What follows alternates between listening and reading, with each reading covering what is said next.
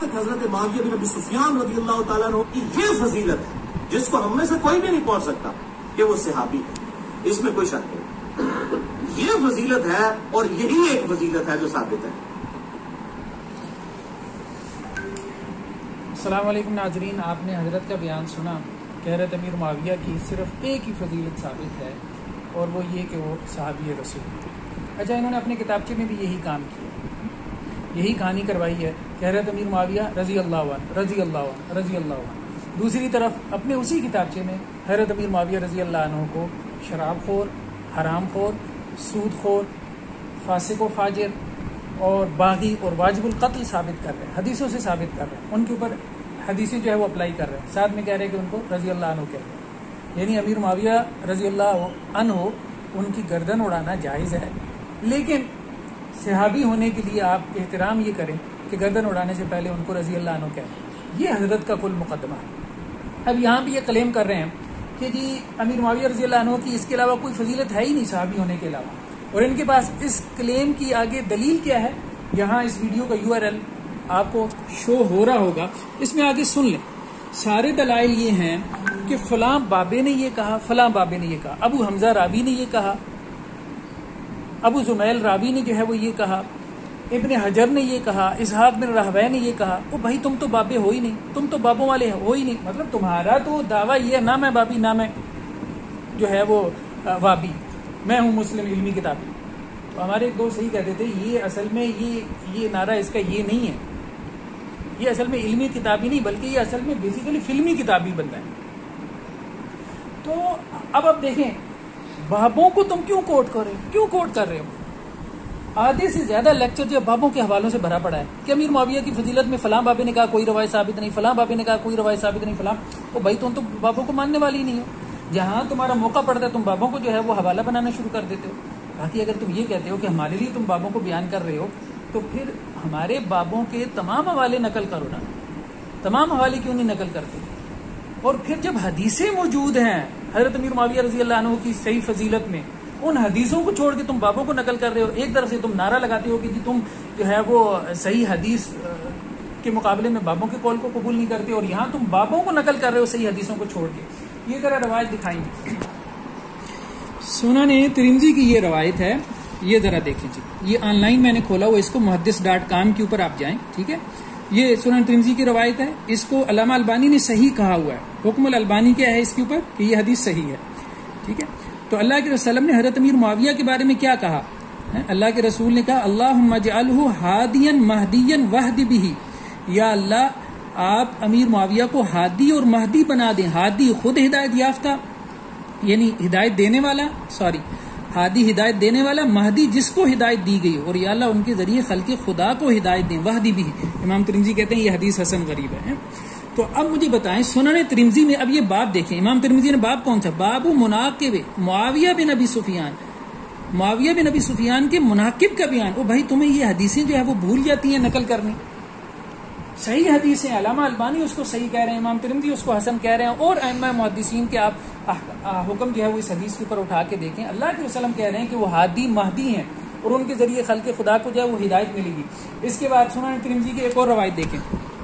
حضرت عمر بن خطاب رضی اللہ عنہ نے حضرت امیر معاویہ کو جو ہے وہ گورنر بنایا، شام کا گورنر بنا کے بھیجا، اور عمیر بن سعد اس سے پہلے گورنر تھے، ان کو معزول کر دیا. تو لوگوں نے کہا کہ یہ کیا ہوا کہ عمیر کو معزول کر دیا اور معاویہ کو جو ہے وہ شام کا گورنر عمر نے بنا دیا. تو حضرت عمیر نے کہا کہ معاویہ کا بھلے طریقے سے ذکر کرو، کیونکہ رسول اللہ صلی اللہ علیہ وسلم سے انہوں نے کیا سنا ہے کہ اللہ تعالیٰ ان کے ذریعے ہدایت دے، لوگوں کو ہدایت دے. یہ علامہ البانی کیا کہہ رہے ہیں؟ یہ حدیث جو ہے وہ کیا ہے؟ وہ صحیح ہے. نیچے پوری بحث ہے، یہ دیکھیں عربی میں الحکم التفصیلی، علامہ البانی کا السلسلہ الصحیحہ کا یہ حوالہ، پوری تفصیل موجود ہے کہ یہ حدیث کیسے صحیح ہے. اب اس کے بعد آپ کہتے ہیں کہ جی امیر معاویہ رضی اللہ عنہ کی فضیلت میں جو ہے وہ کچھ بھی ثابت نہیں ہے، بابوں کو آپ نقل کرتے ہیں، آپ حدیثوں کو چھوڑ کے حدیثوں کو آپ چھپا رہے ہیں. کتنی بڑی آپ جو ہے وہ خیانت کر رہے ہیں. اس کے بعد آپ دیکھیں، آپ تو حدیث کی بات کرتے ہیں، قرآن مجید سے حضرت امیر معاویہ کی فضیلت ثابت ہے. اللہ عز و جل نے یہاں پہ یہ سورہ حدید کی آیت ہے، سورہ حدید جو ہے اس کی آیت ہے. اللہ عز و جل یہ کہہ رہے ہیں کہ وہ صحابہ جنہوں نے فتح مکہ سے پہلے قتال کیا اور انفاق کیا، وہ ان کے برابر نہیں ہیں جنہوں نے فتح مکہ کے بعد قتال کیا اور انفاق کیا، لیکن دونوں سے اللہ نے کیا کیا؟ وَكُلًّا وَعَدَ اللَّهُ الْحُسْنَى، دونوں سے اللہ نے جنت کا وعدہ کر رکھا ہے، دونوں جنتی ہیں۔ فتح مکہ کے بعد حضرت امیر معاویہ رضی اللہ عنہ نے انفاق کیا، جہاد بھی کیا، حنین میں شریک ہوئے۔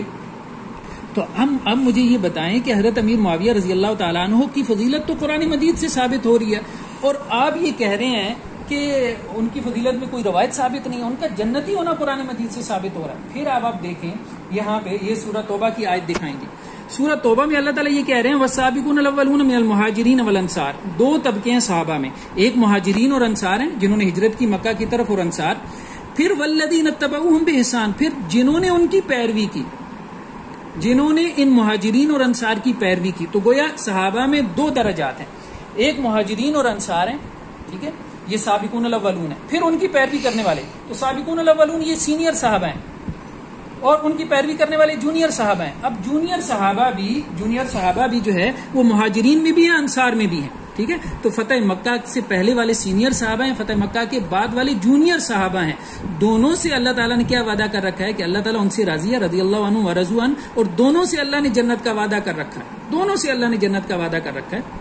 تو حضرت امیر معاویہ رضی اللہ عنہ جو ہے وہ صحابہ میں شامل ہیں، ان صحابہ میں جنہوں نے فتح مکہ کے بعد حضرت امیر معاویہ رضی اللہ تعالی عنہ نے جو ہے وہ ہجرت بھی کی ہے۔ تو ٹھیک ہے، لا ہجرت بعد الفتح ہے، فتح مکہ کے بعد ہجرت جو ہے وہ لازم نہیں ہے، فرض نہیں ہے، لیکن فتح مکہ کے بعد بھی لوگوں نے جو ہے وہ مدینہ کی طرف ہجرت کی ہے۔ تو اس طرح سے کچھ انصار ایسے ہیں جو جونیئر ہیں، کچھ مہاجرین ایسے ہیں جو جونیئر ہیں۔ تو حضرت امیر معاویہ بھی ان جونیئر صحابہ میں سے ہیں جو مہاجرین میں سے ہیں، ٹھیک ہے، جن کا ذکر یہاں پہ آ رہا ہے والذین اتبعوہم بإحسان، جنہوں نے ان سینئر کی جو ہے وہ پیروی کی اور اتباع کی۔ اب آپ دیکھیں اس کے بعد جو ہے وہ حضرت امیر معاویہ رضی اللہ تعالیٰ عنہ کی کیا یہ تھوڑی فضیلت ہے کہ وہ کاتب وحی تھے؟ حضرت امیر معاویہ رضی اللہ تعالیٰ عنہ کے بارے میں یہ روایت آتی ہے دلائل النبوہ میں کہ اللہ کے رسول نے حضرت عبداللہ ابن عباس کو بھیجا تھا کہ امیر معاویہ کو بلا کے لاؤ، وکان یکتب الوحی، اور وہ وحی لکھا کرتے تھے۔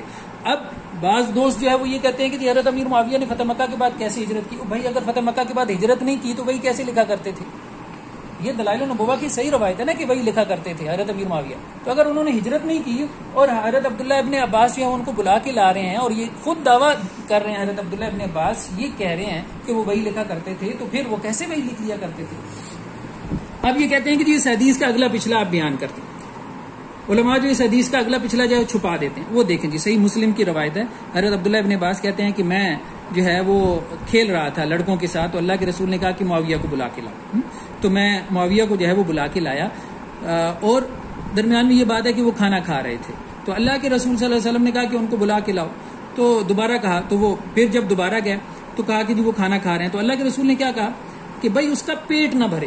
اب اس پہ کہتے ہیں کہ جی اللہ کے رسول نے حضرت امیر معاویہ کو بد دعا دی، اور بھائی دیکھیں اللہ کے رسول نے حضرت علی کو ابو تراب کہا، اب آپ اس کو بد دعا سمجھنا شروع کر دیں، اور راویوں کی باتیں بیان کرتے ہیں، جی ابو حمزہ نے کہا ہے کہ جی یہ بد دعا، وہ ابو حمزہ تمہارا بابا لگتا ہے، ابو حمزہ نے کہا ہے، اللہ کے رسول صلی اللہ علیہ وسلم کی، اللہ کے رسول کا یہ انداز ہے، اسلوب ہے، ابو حمزہ نے کہا ہے کہ اس سے مراد یہ ہے کہ امیر معاویہ جو ہے وہ دنیا پرستی سے اس کا پیٹ نہیں بھرے گا، تو اللہ کے رسول نے اگر حضرت علی رضی اللہ تعالیٰ عنہ کو ابو تراب کہا تو معاذ اللہ تم کسی راوی کی کہنے کی وجہ سے کہ ابو تراب اس لیے کہا کہ حضرت علی جو ہے وہ سفلی اور مٹی والی خواہشات کے پیچھے لگے ہوئے تھے، یہ تعویل کر دے تم اس کو مان لو گے؟ حضرت ابو ہریرہ جو ہے ان کا نام اللہ کے رسول نے ابو ہریرہ کہا ہے، تو مطلب تم یہ باتیں کرنا شروع کر دو کہ تو ہر وقت کھیل تماشے میں لگے رہتے تھے، بلیوں سے کھیلتے رہتے تھے۔ اللہ کے رسول کا ایک انداز تھا، یہ مطلب حدیث میں آپ دیکھیں نا، رغم ان فی ابی ذر، ابو ذر کی جو ہے وہ ناک خاک آلود ہو ہے، تو اللہ کے رسول یہ کہہ رہے ہیں کہ ابو ذر ذلیل ہو جائے، اللہ کے رسول کا ایک انداز تھا، اسی لیے اس طرح حدیثوں میں انداز آتا ہے سکلت کو امک، وہ تیری ماں تجھے جو ہے وہ گم پائے، تیری ماں تیرے اوپر روئے، یہ کچھ انداز ہیں جیسے ہم کسی کو کہتے ہیں، اور جیسے ہم اپنے بچے کو کہتے ہیں تو تیرا ٹیڈ نہ پڑے، ٹھیک ہے، مطلب یہ انداز ایک لائٹ قسم کا کمنٹ تھا، اس کو اللہ کے رسول صلی اللہ علیہ وسلم کی معاذ اللہ تم نے بد دعا بنا دی۔ اس پہ اب آپ دیکھو یہاں پہ صحیح مسلم میں باب کیا باندھا ہوا ہے، اس باب کے اوپر یہ آپ غور کر لیں، یہ باب کیا ہے کہ اللہ کے رسول صلی اللہ علیہ وسلم یہ کہہ رہے ہیں کہ جس کو میں نے برا بلا کہا ہو، جس کے خلاف میں نے بد دعا کی ہو اور وہ اس کا مستحق نہ ہو تو اس کو اس کا اجر ملے گا۔ پہلی بات تو یہ ہم نے کہا کہ یہ بد دعا ہے ہی نہیں، یہ ایک عام اسلوب ہے، ہماری ہر زبان میں پایا جاتا ہے، ایسے کمنٹس جو ہے وہ ہم اپنے بچوں کے بارے میں بھی پاس کر دیتے ہیں، یہ بد دعا نہیں ہوتی، اس کو خواہ مخواہ جو ہے وہ مرزا صاحب نے بد دعا بنا لیا۔ دوسرا اگر اس کو بد دعا بھی بنا لیا جائے تو صحیح مسلم کی روایت کیا کہہ رہی ہے کہ اللہ کے رسول کہتے ہیں کہ اگر میں نے کسی کو بد دعا بھی دی ہو اور وہ مسلمان ہو، ٹھیک ہے، تو اس کو اس کا اجر ملے گا۔ یہ پھر کہتے ہیں کہ یہ کیسے آپ نے ان کی فضیلت بنا لی ہے، یہ تو اللہ کے رسول نے بد دعا دی ہے، تو یہ دیکھیں یہ صحیح مسلم کی روایت ہے، اس کو ذرا نوٹ کر لیں. یہ صحیح مسلم کی جو روایت ہے، اب اس میں اللہ کے رسول کے پاس جو ہے وہ دو لوگ آئے. اللہ کے رسول صلی اللہ علیہ وسلم کو انہوں نے ناراض کر دیا، تو آپ صلی اللہ علیہ وسلم نے ان پہ لعنت کی اور ان کو برا بلا کہا. جب وہ چلے گئے تو حضرت عائشہ رضی اللہ عنہ نے کہا کہ اللہ کے رسول ان کی تو خیر نہیں. اللہ کے رسول نے کہا کیا ہوا؟ تو حضرت عائشہ نے کہا آپ نے تو ان کو لعن طعن کیا. تو اللہ کے رسول نے فرمایا کہ عائشہ تجھے علم نہیں کہ میں نے اپنے رب سے ایک شرط باندھی ہوئی؟ تو حضرت عائشہ نے کہا کیا شرط باندھی؟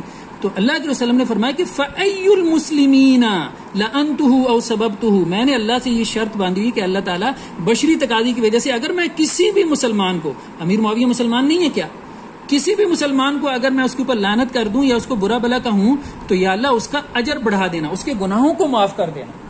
ٹھیک ہے، تو امیر صحیح مسلم کے اوپر یہی تو چیپٹر، یہی تو باب باندھا ہے امام نبوی رحمہ اللہ علیہ نے.